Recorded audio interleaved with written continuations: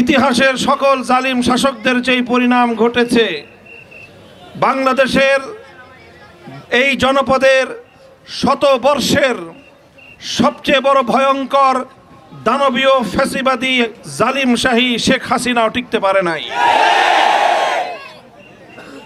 শেখ হাসিনার তার যে জুলুম, রাষ্ট্রযন্ত্রকে ব্যবহার করে রাষ্ট্রীয় সকল প্রতিষ্ঠানগুলোকে ধ্বংস করে জনগণের ট্যাক্সে পরিচালিত প্রশাসন, পুলিশ, আইনশৃঙ্খলা রক্ষাকারী বাহিনী, তাদের সকলকে যেইভাবে সে দলীয় বাহিনীতে পরিণত করেছিল, তা দেখে দেশের মানুষদের মনে হতো যে শেখ হাসিনা বুঝি বেঁচে থাকতে আর তার হাত থেকে দেশের মানুষের মুক্তি নাই।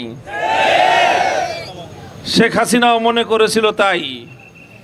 শেখ হাসিনার লেসপেন্সার যারা ছিল, ওবায়দুল কাদের বলতো যে মানুষ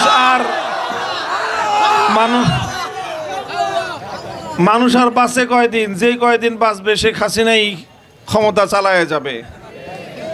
এইরকম স্বপ্নে তারা বিভোর ছিল। তাদের পতন ঘটতে পারে তারা এটা কল্পনাও করে নাই।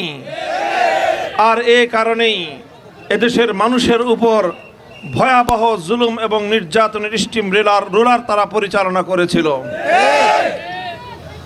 নির্যাতনে, নিপীড়নে মানুষ নিষ্পেষিত হতে হতে বাংলাদেশের মানুষের পিঠ যখন দেয়ালে ঠেকে গেল, মানুষ রক্তের বন্যা দিয়ে দেশের মাটিকে মুক্ত করলো।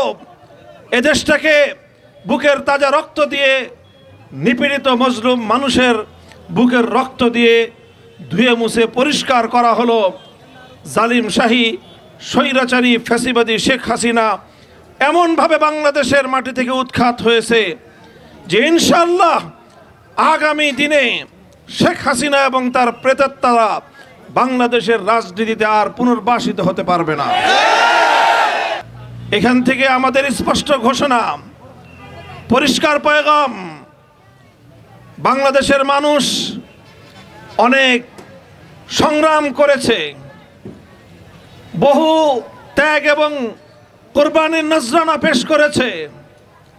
তারা তিনটি আধিপত্যবাদী শক্তির বিরুদ্ধে লড়াই করে এই ভূখণ্ডের স্বাধীনতা তারা অর্জন করেছিল। তাদের প্রথম লড়াই ছিল ব্রিটিশ সাম্রাজ্যবাদী শক্তির বিরুদ্ধে, দ্বিতীয় লড়াই ছিল দাদা বাবু কলকাতার আধিপত্যবাদের বিরুদ্ধে, তৃতীয় সংগ্রাম ছিল তাদের খান পাঠানদের বিরুদ্ধে। আর প্রতিটি সংগ্রামেই এদেশের মানুষ বিজয় অর্জন করেছিল। বিগত 50 বছর ধরে স্বাধীনতা অর্জনের পর বাংলাদেশের 71 সালের মুক্তিযুদ্ধকে 72 সালে ছিনতাই করা হয়েছিল।